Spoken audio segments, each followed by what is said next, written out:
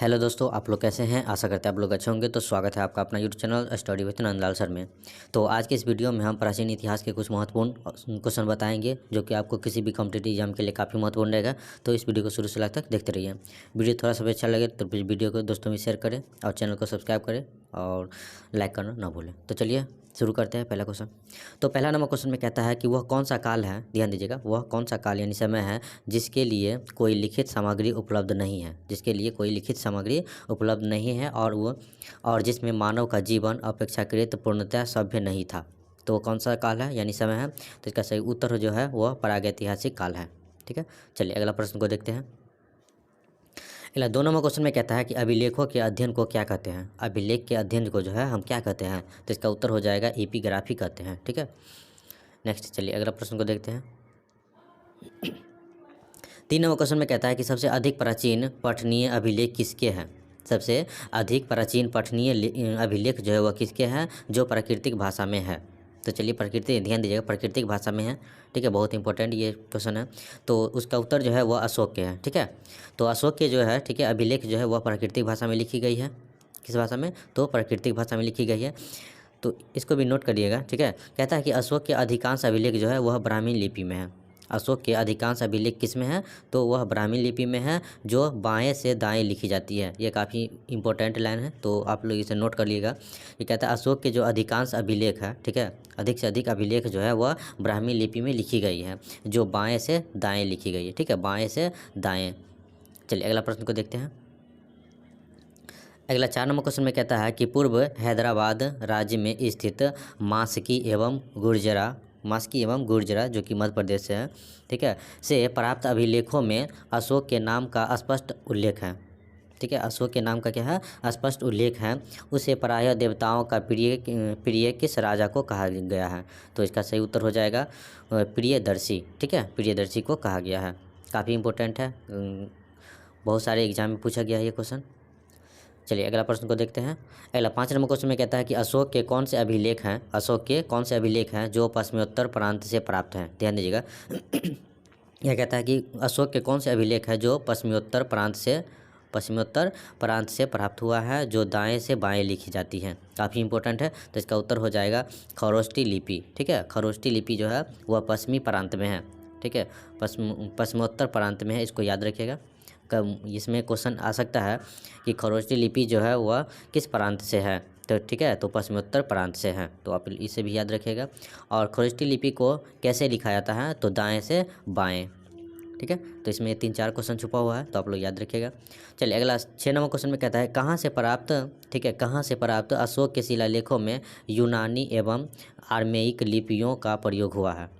तो कहाँ से प्राप्त है, तो इसका उत्तर जो हो जाएगा वह पाकिस्तान और अफगानिस्तान से प्राप्त हुआ है। ठीक है, चलिए अगला प्रश्न को देखते हैं। अगला 7 नंबर क्वेश्चन में कहता है कि अशोक के अभिलेखों को पढ़ने में सर्वप्रथम किसको और कब सफलता मिली। काफ़ी इंपॉर्टेंट है, इसमें 2 क्वेश्चन छुपा हुआ है। कहता है कि अशोक के अभिलेखों को पढ़ने में सर्वप्रथम किसको और कब सफलता मिली। तो सबसे पहले है कि किसको, तो किसको में जो है आ जाएगा जेम्स प्रिंसेस। ठीक है, जेम्स प्रिंसेप्स। और कब सफलता मिली, तो 1837 में मिली। ठीक है, तो आप लोग इन्हें नोट कर लीजिएगा, काफ़ी इंपॉर्टेंट है, बहुत सारे एग्जाम में भी आया है। चलिए अगला प्रश्न को देखते हैं। अगला 8 नंबर क्वेश्चन में कहता है कि सबसे प्राचीन अभिलेख कौन सा है। अब ध्यान दीजिएगा, सबसे प्राचीन अभिलेख कौन सा है। इसमें बहुत सारे क्वेश्चन आए हैं कि सबसे प्राचीन अभिलेख जो है वह कौन सा है जिसके मुहरों पर, ठीक है, भाव चित्रात्मक लिपि अंकित है। जिसके मुहरों पर क्या अंकित है, तो भाव चित्रात्मक अंकित लिपि अंकित है। तो इसका उत्तर हो जाएगा हड़प्पा कालीन, जो कि 2500 वर्ष पूर्व है। ठीक है, 2500 वर्ष पुराना है। तो आप लोग ध्यान दीजिएगा, इसमें कहता है कि सबसे प्राचीन अभिलेख कौन सा है, तो हड़प्पा कालीन है। ठीक है, इसमें मुहरों पर भावात्मक चित्र अंकित है। ठीक है, इसके मुहरों पर यानी हड़प्पा कालीन के मुहरों पर क्या कौन सी लिपि अंकित है, तो भाव चित्रात्मक लिपि जो है अंकित है। ठीक है, यह कितना वर्ष पुराना है, तो 2500 वर्ष पुराना है। आप इन्हें भी याद रखिएगा। इसमें 4 क्वेश्चन बन गया है। चलिए नेक्स्ट प्रश्न को देखते हैं। 9 नंबर क्वेश्चन में कहता है कि किस अभिलेख में अधिकारों और जनता के लिए, ठीक है, किस अभिलेखों में जो है अधिकारों और जनता के लिए जारी किए गए सामाजिक, आर्थिक एवं प्रशासनिक राज्यादेशों एवं निर्णयों की सूचना रहित है। तो किस में, तो इसका उत्तर जो हो जाएगा वह प्रथम श्रेणी के अभिलेख में जो है ये सारे, ध्यान दीजिएगा, प्रथम श्रेणी के अभिलेख में जो है उसमें जो है सामाजिक, आर्थिक एवं प्रशासनिक राज्यादेशों एवं निर्णयों की सूचना रहित है। ठीक है, इसमें सूचना रहती है। किस अभिलेख में? तो प्रथम अभिलेख में। आप लोग इन्हें याद रखिएगा कि प्रथम अभिलेख में कौन कौन सी सूचना है। ठीक है, तो पहली है सामाजिक, दूसरी है आर्थिक एवं प्रशासनिक राज्यादेशों एवं निर्णयों की सूचना। ठीक है, चलिए अगला प्रश्न को देखते हैं।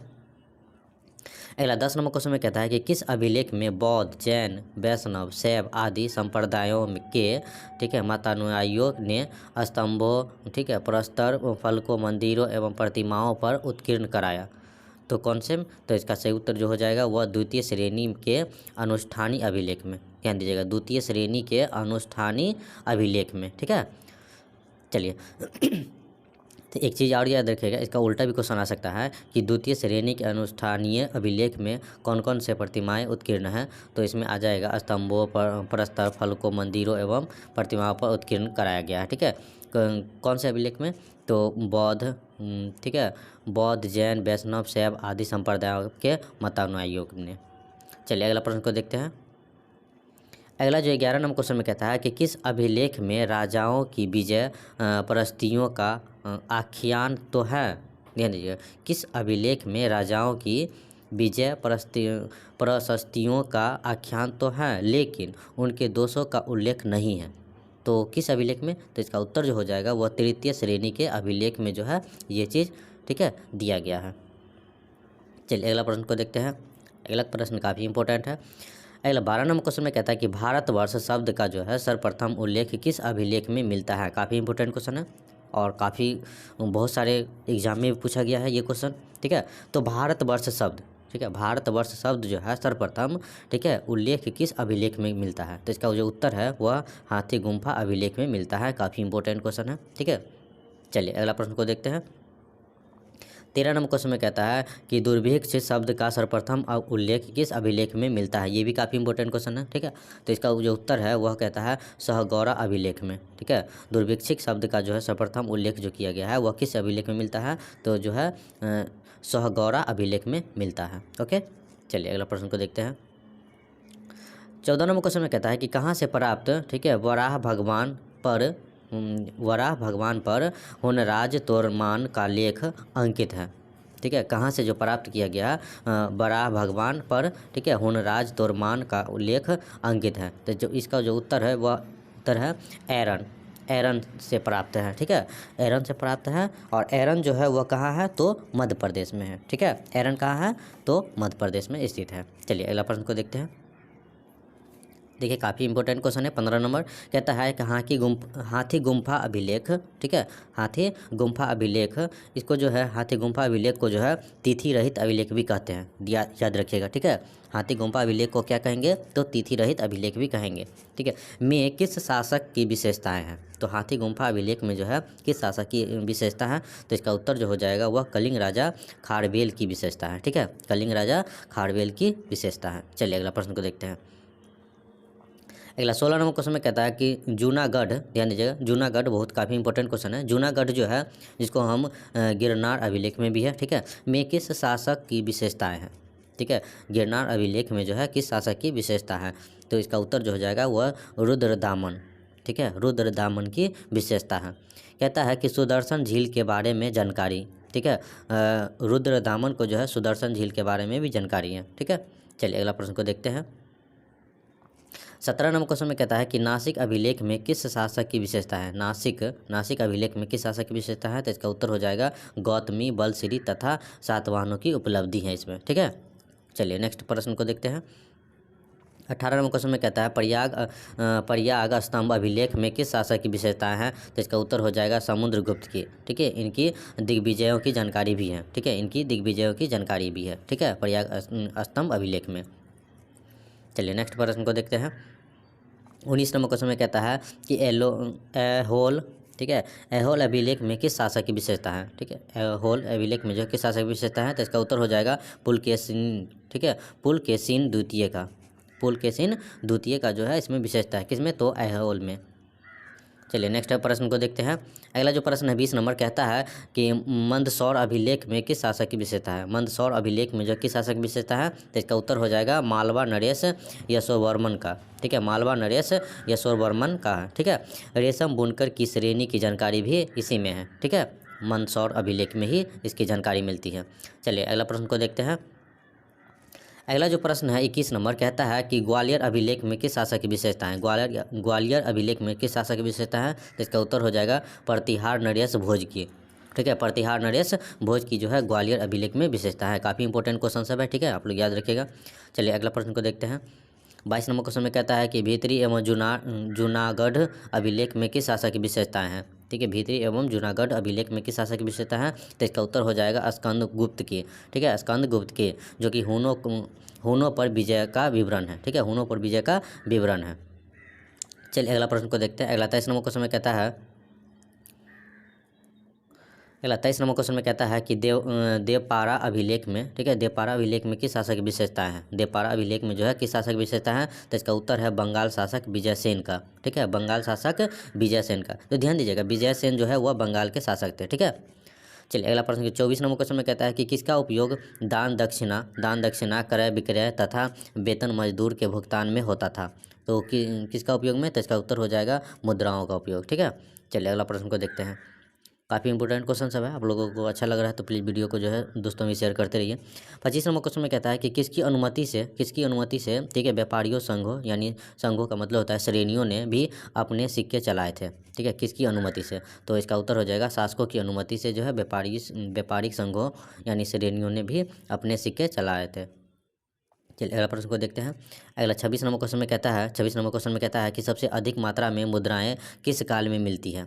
सबसे अधिक मात्रा में मुद्राएं जो है, ठीक है, किस काल में मिलती हैं, जो सीसा, तांबा, कांसे, चांदी तथा सोने से बनी है। ठीक है, पहले की जो मुद्राएं बनी थी, ठीक है, तो सीसा से, तांबा से, कांसे से, चांदी से तथा सोने से बनी होती थी। ठीक है, तो किस काल में, तो इसका उत्तर हो जाएगा मौर्योत्तर काल में। ठीक है, मौर्योत्तर काल में जो है इस सारे चीज़ के जो है सिक्के बने होते थे। चलिए अगला प्रश्न को देखते हैं। अगला 27 नंबर क्वेश्चन में कहता है कि किस शासकों द्वारा जारी स्वर्ण सिक्कों में सबसे अधिक शुद्धता थी। तो किस शासकों द्वारा जारी, मतलब कोई शासक द्वारा जो जारी किया गया था, ठीक है, वह स्वर्ण सिक्कों में सबसे अधिक शुद्धता थी। तो कौन सी थी, तो इसका उत्तर हो जाएगा कुषाण शासकों द्वारा जो जारी की गई थी वह सिक्का सबसे शुद्धतम थी। चलिए अगला प्रश्न को देखते हैं। अगला 28 नंबर क्वेश्चन में कहता है कि किसने सबसे अधिक मात्रा में स्वर्ण सिक्के जारी किए। किसने जो है सबसे अधिक मात्रा में स्वर्ण सिक्के जारी किए, तो इसका उत्तर हो जाएगा गुप्तों ने जो है सबसे अधिक मात्रा में स्वर्ण सिक्के जारी किए थे। ठीक है, चलिए अगला प्रश्न को देखते हैं। अगला जो प्रश्न है 29 नंबर कहता है कि धातु के टुकड़ों पर ठप्पा मारकर बनाई गई किस पर पेड़, मछली, सांड, हाथी, ठीक है, अर्धचंद्र आदि वस्तुओं का आकृति होती थी। तो किस धातु के टुकड़े पर, तो इसका उत्तर हो जाएगा बुद्धकालीन आहत मुद्राओं के। ठीक है, बुद्धकालीन आहत मुद्राओं पर जो है, ठीक है, ठप्पा मारकर बनाई जाती थी। चलिए अगला प्रश्न को देखते हैं। अगला 30 नंबर क्वेश्चन में कहता है कि किसके सिक्के से बौद्ध धर्म का अनुयायी होना प्रमाणित होता है। ठीक है, किसके सिक्के से बौद्ध धर्म का अनुयायी होना प्रमाणित होता है, तो इसका उत्तर हो जाए कनिष्क के सिक्कों से। ठीक है, कनिष्क के सिक्कों से। चलिए अगला प्रश्न को देखते हैं। अगला 31 नंबर क्वेश्चन में कहता है कि किसके सिक्कों पर यूप बना है। यूप, ठीक है, ध्यान दीजिएगा, किसके सिक्कों पर यूप बना है, जबकि कुछ पर अश्वमेध पराक्रम शब्द उत्तीर्ण है। ठीक है, जिसमें से वीणा बजाते हुए भी दिखाए गए, तो इसका उत्तर हो जाएगा समुद्रगुप्त के सिक्कों पर। किसके सिक्कों पर, तो समुद्रगुप्त के सिक्कों पर। काफ़ी इंपॉर्टेंट क्वेश्चन है। चलिए अगला प्रश्न को देखते हैं। अगला 32 नंबर क्वेश्चन में कहता है किस शासकों के इतिहास के प्रमुख स्रोत सिक्के हैं। ठीक है, किस शासकों के इतिहास के प्रमुख स्रोत सिक्के हैं, तो इसका उत्तर हो जाएगा इंडो यूनानी तथा इंडो सिथियन का। ठीक है, चलिए अगला प्रश्न को देखते हैं। अगला 33 नंबर क्वेश्चन में कहता है कि सातवाहन राजा किसकी एक मुद्रा पर, ठीक है, जलपोत उत्कीर्ण होने से उसके द्वारा समुद्र विजय का अनुमान लगाया गया था। ठीक है, अनुमान लगाया गया है, तो इसका उत्तर हो जाएगा सातकर्णी की। किसकी, तो सातकर्णी की। काफ़ी इंपॉर्टेंट है। चलिए अगला प्रश्न को देखते हैं। अगला 34 नंबर क्वेश्चन में कहता है कि समुद्रगुप्त द्वितीय की किसकी मुद्राओं से उसके द्वारा पश्चिमी भारत के शकों पर, ठीक है, शकों पर विजय सूचित होती थी। समुद्रगुप्त द्वितीय की किसकी मुद्राओं से उसके द्वारा पश्चिमी भारत के शकों पर विजय सूचित होती थी, तो इसका उत्तर हो जाएगा व्याघ्र शैली, जिसको चांदी की, ठीक है, शैली मतलब चांदी, ठीक है, मुद्राएं से। ठीक है।